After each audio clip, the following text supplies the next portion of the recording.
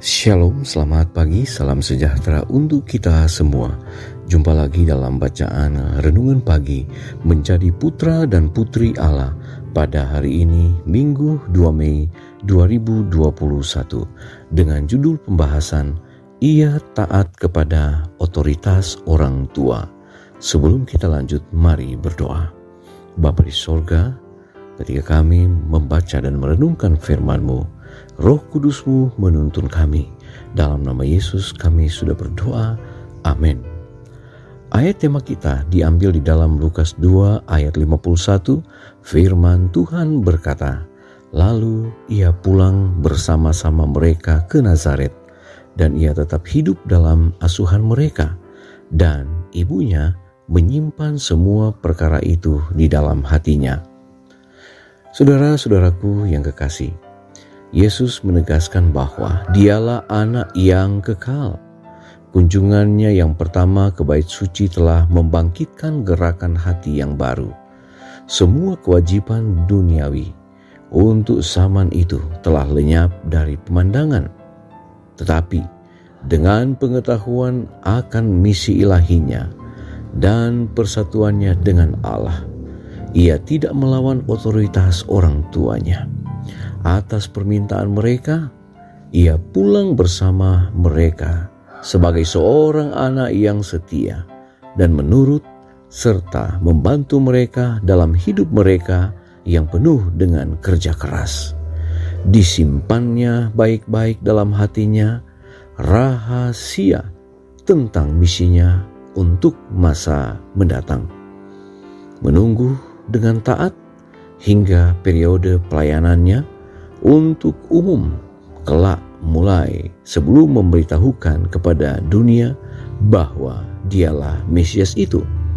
Ia taat kepada pengendalian orang tua. 18 tahun lamanya setelah ia mengaku bahwa ia adalah anak Allah dan menghidupkan kehidupan sederhana dan biasa sebagai orang Galilea, bekerja dalam pertukangan kayu.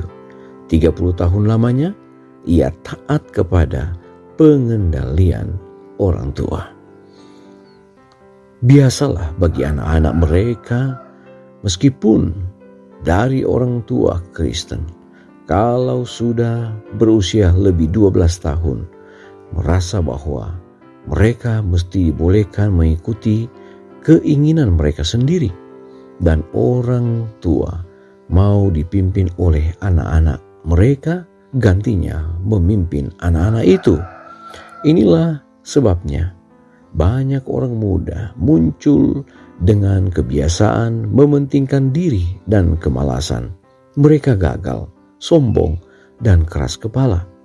Kalau kita memandang kepada penyangkalan dirinya yang sabar, penyingkirannya dari segala kemasyhuran, pengabdiannya kepada pekerjaannya sehari-hari dalam lingkungan yang hina, alangkah eloknya terang yang dipancarkan tentang hidupnya. Alangkah jelasnya ditunjukkan jalan di mana anak-anak dan orang muda harus berjalan. Yesus tidak kurang sebagai anak Allah dalam rumah tangganya yang hina itu, dalam ketaatannya kepada orang tuanya, daripada ketika Allah berfirman dari tahtanya yang kekal itu, katanya, "Inilah anakku yang kekasih."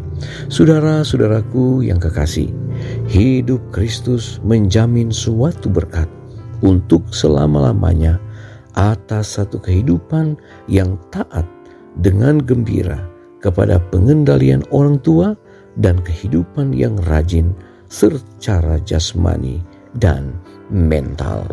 Mari berdoa. Bapa di sorga, kami bersyukur untuk berkat Tuhan. Kami boleh menikmati lagi akan hari yang baru atas tuntunan Tuhan.